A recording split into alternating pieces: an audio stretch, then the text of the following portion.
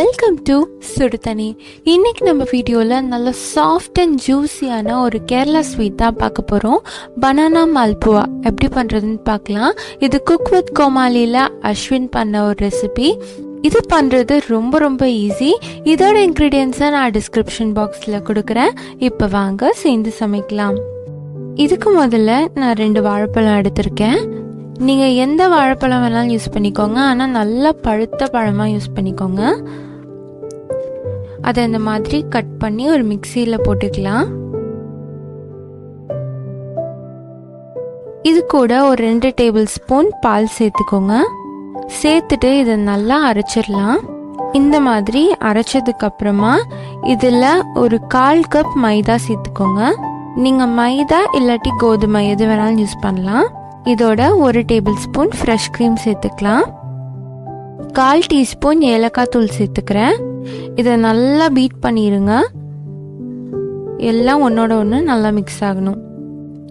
இது கூட நீங்கள் சோம்பு 1/2 டீஸ்பூன் சேர்த்துக்கலாம். நான் தனியாக வாயில் மாட்டுங்கிறதுனால நான் அதை ஸ்கிப் பண்ணிட்டேன். இப்போ இதை நல்லா பீட் பண்ணியாச்சு. இந்த கன்சிஸ்டன்சி பார்த்தீங்கன்னா ஒரு திக் பேஸ்ட் மாதிரி இருக்கும். நல்லா தோசை மாவு மாதிரி திக்காக இருக்கும். இப்போ இதை தனியாக வச்சிடலாம். அடுத்து நம்ம சுகர் சிரப் பண்ணிடலாம். அதுக்கு 1 கப் சர்க்கரை எடுத்துக்கோங்க. அது கூட 1 கப் தண்ணி சேர்த்துக்கோங்க.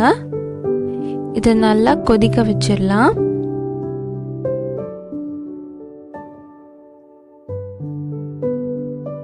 இது கூட 1/4 டீஸ்பூன் ஏலக்காய் பொடி சேர்த்துக்கோங்க. நான் ஒரே ஒரு பிஞ்ச் ஃபுட் கலர் சேர்த்துக்கிறேன். நல்லா கலர்ஃபுல்லாக இருக்கும், அதுக்காக நீங்கள் அதை ஸ்கிப் கூட பண்ணிடலாம். சர்க்கரைலாம் நல்லா கரைஞ்சதுக்கு அப்புறமா இதில் பபிள்ஸ் இந்த மாதிரி வரும்.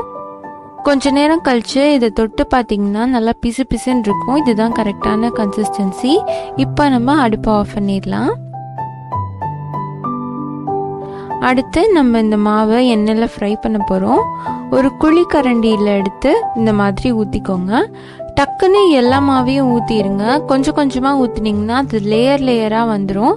இந்த மாதிரி ஒரே ஸ்மூத் சர்ஃபேஸாக கிடைக்காது.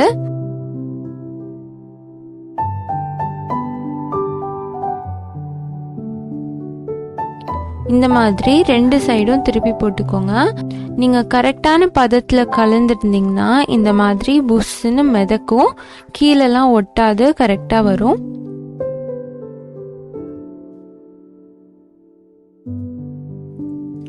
நல்லா ப்ரௌன் கலரில் ஆனதுக்கப்புறமா இந்த மாதிரி இதை பிழிஞ்சிட்டு இதை எடுத்துக்கோங்க.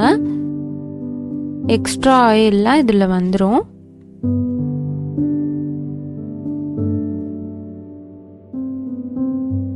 இப்போ உடனே இதை நம்ம சுகர் சிரப்பில் போட போகிறோம்.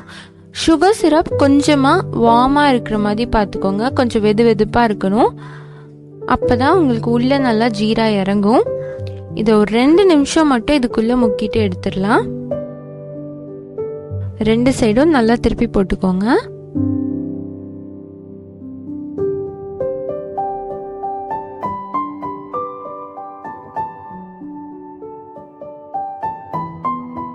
ரொம்ப வச்சிங்கன்னா உடஞ்சிரும். அதனால 2 நிமிஷத்தில் எடுத்துடலாம். நம்மளோட ஜூஸியான பனானா மால்புவா சூப்பராக ரெடி ஆயிடுச்சு. இது ரொம்ப சாஃப்டாக ரொம்ப ஸ்மூத்தாக இருந்துச்சு. உங்கள் வீட்டு ஃபங்க்ஷனில் இந்த ரெசிபியை செஞ்சு எல்லாரையும் அசத்துங்க. இந்த வீடியோ உங்களுக்கு பிடிச்சிருந்தா லைக் பண்ணுங்கள். மறக்காமல் சுடுதண்ணி சேனலை சப்ஸ்கிரைப் பண்ணுங்கள். தேங்க்யூ.